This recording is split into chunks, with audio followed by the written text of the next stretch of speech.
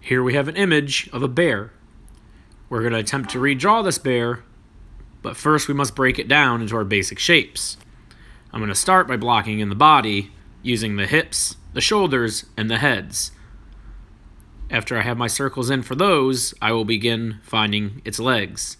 I start with the back leg, looking for the angles, adding simple lines, and a circle for the joints, like the knee and the elbow. After I've blocked out a rough stick figure-like structure for our bear, I will start adding in our contour lines or rough outline of our bear's body. I start with the back and work my way over to the head. After that, I start fleshing out the legs by adding in the thick meat and muscles and fur that surround it.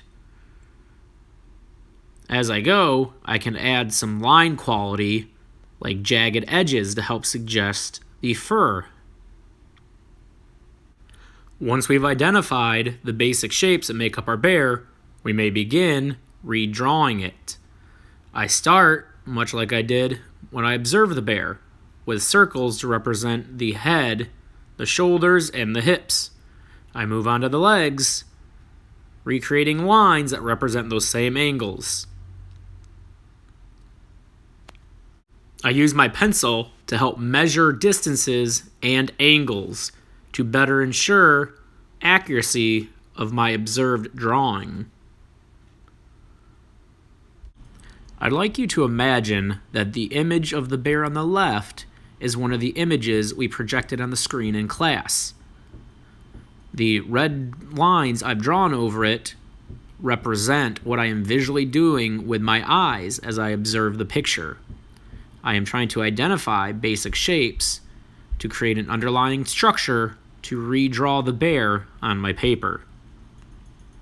Notice how when I start working on the contour of the body, I'm paying close attention to where it intersects various body parts, like the knee, making sure it lines up with the knee and elbow in the appropriate spot. I'm also paying attention to areas where it changes direction, like above the hip and behind the shoulder blade. As I continue to work on my drawing, filling in the contour lines, I begin looking for any mistakes I may have made, like making the head too small.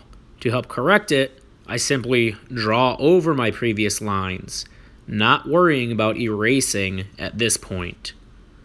I also begin looking for small details, adding in suggestions for the toes, or using my line quality like jagged edges to help suggest fur texture.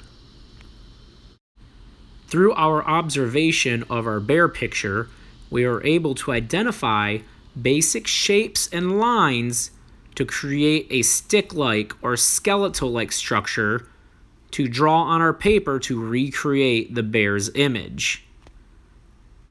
After we've created our basic structure out of lines and shapes, it's just a simple matter of adding more lines and shapes to thicken it up to help suggest fur and muscle.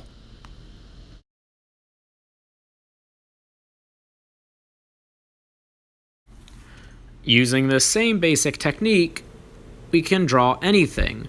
Here I'll observe a giraffe, breaking its body down into an oval-like shape. I then find the hips and shoulders, just as I did with the bear.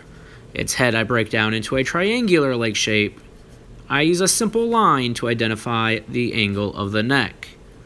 I then begin looking at the legs and finding the joints where they would bend, using circles to identify the joints, and once again straight lines to identify the angle and direction of the legs.